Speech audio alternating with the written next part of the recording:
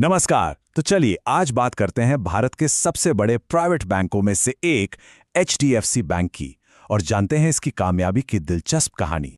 और इस बैंक की सोच को समझने के लिए सबसे बेहतर शुरुआत होगी इसके फाउंडिंग सीईओ आदित्य पुरी के इस जबरदस्त कोट से। ये लाइनें एचडीएफसी बैंक के एग्रेसिव और हमेशा आगे की सोचने वाले कल्चर की नींव रखती हैं। तो ये सब शुरू कैसे हुआ?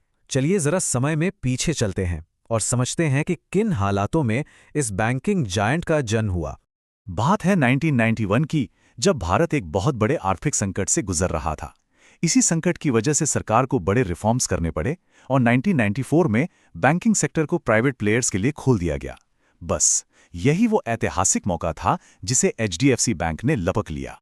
उस वक्त एचडीएफसी के चेयरमैन दीपक पारेख और बैंक के होने वाले सीईओ आदित्य पुरी का एक ही सपना था, एक ऐसा इंडियन बैंक बनाना जो दुनिया के किसी भी बैंक को टक्कर दे सके, एक वर्ल्ड क्लास इंडियन बैंक। तो इतने बड़े और मुश्किल सपने को हकीकत में कैसे बदला गया? आइए देखते हैं कि इस बैंक को बिल्कुल जीरो से कैसे खड़ा किया गया। देखिए, एचडीएफसी बैंक की असली स्मार्टनेस इस बात में थी कि उसने मार्केट में एक बहुत बड़ी खाली जगह को पहचान लिया। एक तरफ थे सरकारी बैंक जिनकी पहुंच तो हर जगह थी, पर कस्टमर सर्विस और प्रोडक्ट्स में वो पीछे थे। दूसरी तरफ थे फॉरेन बैंक्स जिनकी सर्विस बेहतरीन थी, पर उनकी पहुंच बहुत लिमिटेड थी। एचडीएफसी ने सोचा, क्यों ना इन दोनों की बेस्ट क्वालिटीज को मिला दिया जाए। इस मिशन को लीड करने के लिए एक खास इंसान की जरूरत थी और वो थे आदित्य पुरी। सिटी बैंक में 20 साल का शानदार करियर, मलेशिया में एक हाई फ्लाइंग जॉब, वो सब छोड़कर उन्होंने भारत में जीरो से एक बैंक बनाने की चुनौती स्वीकार की। ये वाकई में एक बहुत बड़ा दांव था। पर पुरी अकेले नहीं थे। उन्होंने दुनिया के कुछ सबसे बड़े बैंकों से चुन-चुनकर बेस्ट टैलेंट को अपनी टीम में शामिल किया। इस टीम को मजाक में द डर्टी डजन भी कहा जाता था।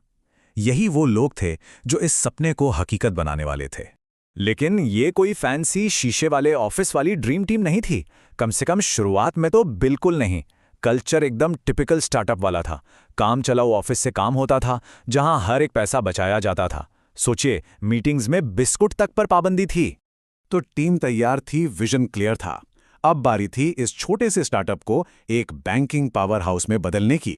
उनकी ग्रोथ स्ट्रैटेजी बहुत ही सिंपल लेकिन शानदार थी। पहला कदम, सीमेंस और रिलायंस जैसे बड़े भरोसेमंद कॉर्पोरेट क्लाइंट्स के साथ एक मजबूत नींव तैयार करना। और फिर दूसरा कदम, उस नींव पर विलय और अधिग्रहण के जरिए रिटेल मार्केट में तेजी से फैल जाना। और फिर आए ऐसे दो बड़े मर्जर जिन्होंने पूरा खेल ही बदल दिया। 1999 में टाइम्स बैंक के अधिग्रहण से उन्हें 39 नई शाखाएं मिली। लेकिन असली गेम चेंजर था 2008 में सेंचुरियन बैंक ऑफ पंजाब का मर्जर।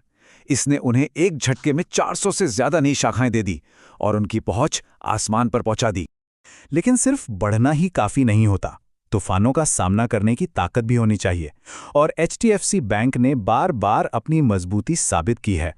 लेकिन हाँ, ये सफर एकदम फूलों भरा नहीं था। जैसा कि एक किताब में कहा गया है, ये वॉट्स एंड ऑल कहानी थी। मतलब इसमें सफलताएं भी थीं और कुछ दाग भी।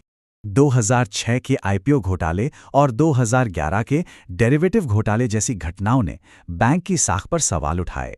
लेकिन इन मुश्किलों से बैंक ने सीखा और अपने सिस्टम को पहले से कहीं ज्यादा मजबूत बनाया। उनका असली टेस्ट तो 2008 के ग्लोबल फाइनेंशियल क्राइसिस में हुआ।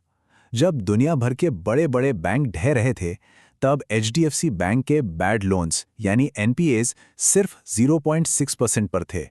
ये उनके शानदार रिस्क मैनेजमेंट का सबसे बड़ा सबूत है। उनका मंत्र साफ था, तेजी से बढ़ो लेकिन होशियारी से।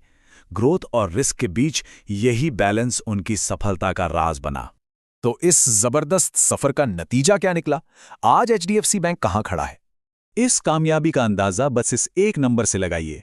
सोचिए, अगर किसी ने 1995 में इस बैंक में 1 लाख रुपए का निवेश किया होता, तो आज उसकी कीमत 3 करोड़ 29 लाख रुपए से भी ज्यादा होती।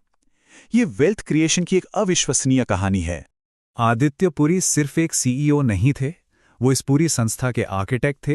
वो विजनरी थे जिसने भारत के सबसे कीमती बैंक की नींव रखी और उसे बनाया। लेकिन कहानी यहाँ खत्म नहीं होती। 2020 में पुरी के रिटायर होने के बाद बैंक ने 2023 में अपनी पेरेंट कंपनी के साथ मर्जर करके एक और बहुत बड़ा कदम उठाया। और इसके साथ ही 15 लाख करोड़ रुपए से ज्यादा की मार्केट कैप वाला एक फाइनेंशियल सुपर जायंट तैयार हो गया। इस मर्जर ने एक ऐसा फाइनेंशियल सुपरमार्केट बना दिया है जहां लोगों को अपनी सभी फाइनेंशियल जरूरतें एक ही जगह पूरे करने का मौका मिलता है। बैंकिंग से लेकर होम लोन, बीमा और इन्वेस्टमेंट तक सब कुछ एक ही छत के नीचे। और यही बात हमें अपने आखिरी सवाल पर लाती है। HDFC बैंक एक इंसान के विजन और जुनून से पैदा हुआ था। अब एक विशाल कॉरपोरेशन के रूप में क्या ये उस जादू को, उस कल्चर को जिंदा रख पाएगा जिसने इसे इतना असाधारण बनाया? इसका जवाब तो खैर वक्त ही दे।